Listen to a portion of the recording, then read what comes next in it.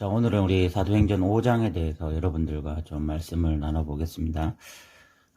두 부분으로 나뉘어질 수 있을 것 같은데 1절부터 11절까지는 그 아나니아와 사피라라는 부부가 하나님 앞에 바치겠다고 했다가 얼마를 이렇게 감추고 그랬다가 또 심판받는 이야기가 1절부터 11절까지 나오고 그 다음에 12절부터 마지막 절까지는 42절까지는 제자들이 힘있게 하나님의 복음을 전하다가 또 감옥에 갇히고 그러나 두려워하지 않고 계속해서 이 복음을 전하는 그런 이야기가 나와 있습니다. 두 이야기는 굉장히 상반된 이야기 같지만 사실은 일관된 이야기입니다.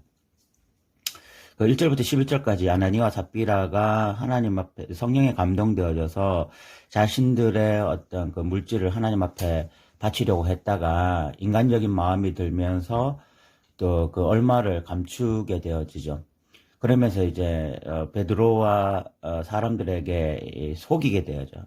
땅값을 속이게 되어지는데 이 일로 인해서 뭐 그 아나니아 삽비라 두 사람 다 즉사하게 됩니다.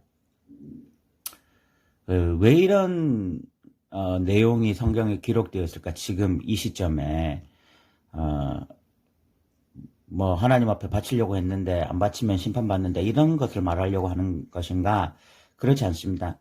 지금 이 5장 1절부터 11절까지의 내용의 핵심은 무엇인가 하면 성령이 임했습니다. 그래서 성령이 임해서 계속해서 그 성령의 역사들이 나타나고 있는 중이에요. 그런데 이 사람들이 지금 아나니아와 사피라의 그 범죄가 뭐냐면 죄악이 성령을 속인 것입니다. 그러니까 성령의 역사를 거스르는 것입니다. 이것이 가장 큰 문제였습니다. 이것이 왜 문제인가? 사도행전 1장 8절에 성령이 임하시면 너희가 권능을 받고 예루살렘과 온 유대와 사마리아 땅끝까지 내 증인이 돼야 돼요. 그러니까 증인이 돼야 되는데 성령이 임했고 그 은혜를 맛보았음에도 불구하고 다시 어떤 그 물질에 집착함으로써 성령의 역사를 정면으로 거스르게 되는 거죠. 이것은 사도행전 전체에 흐르고 있는 성령이 임하고 증인이 되어야 되는 이 사역을 정면으로 거부한 것입니다. 그래서 심판을 받는 것입니다. 뭐 하나님께 물질을 바치고 안 바치고 지금 이게 핵심이 아니라 가장 중요한 것이 성령이 임했을 때 증인이 되어야 된다.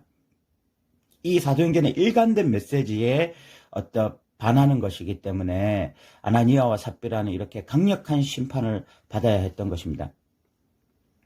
12절부터 이제 사도들의 이야기가 나오는데 사도들이 뭐 표적도 행하고 기사도 행하고 또 이렇게 복음도 전하면서 엄청나게 많은 사람들이 호응하고 따랐습니다. 그때 17절에 보면 대제사장과 사두개인들 그들이 마음의 시기가 가득했다라는 것을 보여주고 있습니다. 이것은 이 사람들이 어떤 신학적인 문제가 아니라 정치적인 이유, 그리고 백성들에게 자기들이 환영받지 못하는 것으로 인해서 이렇게 제자들에게 시기하고 있는 인간적인 모습을 좀 볼 수가 있고요.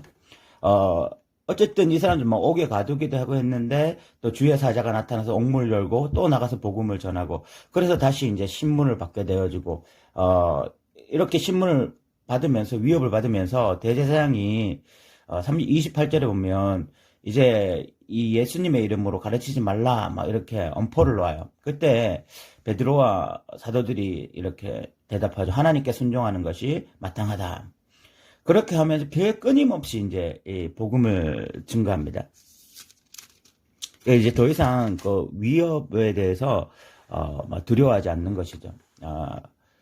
계속 이런 모습을 보일 때 가말리엘 그 바리새인 중에 가말리엘이라고 굉장히 이렇게 존경받던 율법 교사가 있었는데 그 사람의 중재에 의해서 이 사도들이 풀려나게 됩니다.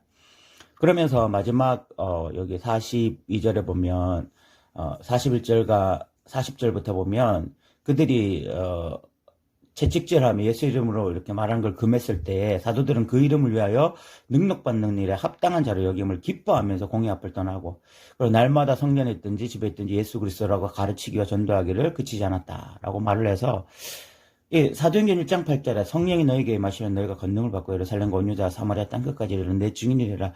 이 말씀에 너무나 충실한 성령이 임하시면서 정말 그 성령의 역사를 따라서 증인으로서의 모습을 감당하고 그 증인의 모습을 감당하면서 오는 환란이나 핍박이나 어려움에 대해서는 오히려 기뻐하고 있는 이런 사도들의 모습을 잘 보여주고 있다는 것입니다.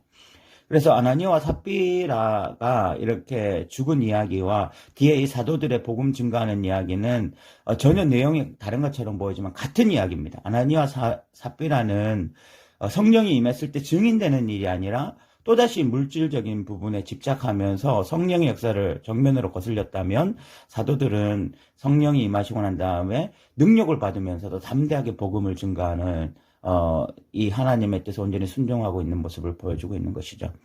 우리는 5장을 통해서 우리는 지금 어떤 위치에 서 있는가, 우리는 지금 누구에 가까운가, 이런 것들을 한번 고민해 보면 좋겠습니다. 네, 들어주셔서 감사합니다.